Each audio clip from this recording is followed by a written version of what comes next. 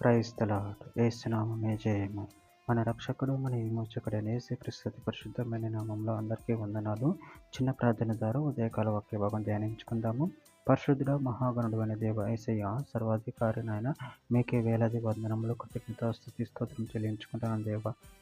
ఉదయకాలం ప్రభు వాక్య భాగం ధ్యానిస్తుండగా వాక్య భాగం అర్థమాటలు సహాయం చేసి మీ కృపలో బలపరిచి మీకు మాదిరిగా మమ్మల్ని నడిపించమని చిన్న ప్రార్థన యేసు నామములో అడిగి వేడుకుంటున్నాను తండ్రి. Amen amen. ప్రకటన గ్రంథం 5వ అధ్యాయం 13వ వచనము.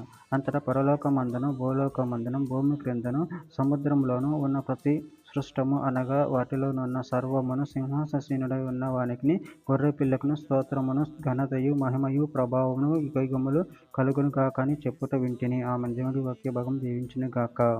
ప్రభునందు ప్రియులారా, ఇక్కడ వాక్య భాగంలో గమనించినట్లయితే, అంతటా పరలోకమందును భూలోకమందును భూమి క్రిందను సముద్రంలోను ఉన్న ప్రతి సృష్టము అనగా వాటిలోనున్న సర్వమును సింహాసీనుడైన ఉన్నవానికి గొర్రె పిల్లకును స్తోత్రమును ఘనతయు మహిమయు ప్రభావమును యుగయుగములు కలుగును గాక అని చెప్పుట వింటిని.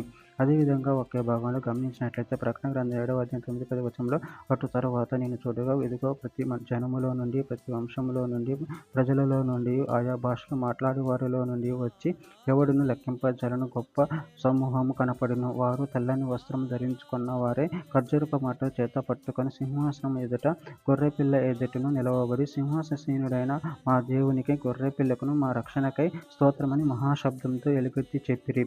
లూకాసు వార్త 2వ అధ్యాయం 14వ వచనం. సర్వోన్నతమైన స్థలంలో దేవునికి మహిమయు, ఆయనకిష్టులైన మనుషులకు భూమి మీద సమాధానమును కలుగును గాక అని దేవుని స్తోత్రము చేయుచుండెను.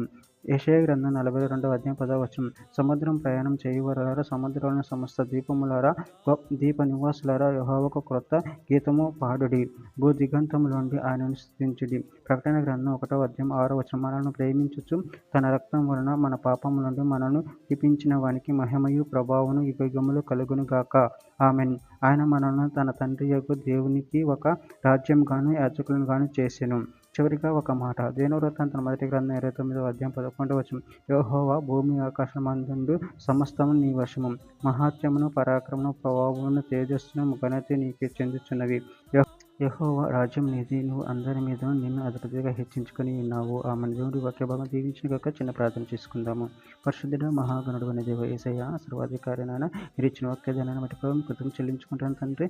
మీ ప్రేమ కృపలు మమ్మల్ని నిరంతరం కాచి కాపాడి మీ మహిమార్థంగా మమ్మల్ని వాడుకొని మీ కృపలు మమ్మల్ని బలపరచమని ఈ చిన్న ప్రార్థన ప్రభు యేసుక్రీస్తు పరిశుద్ధమైన నామములో అడిగి వేడుకుంటున్నాను తండ్రి. Amen amen amen.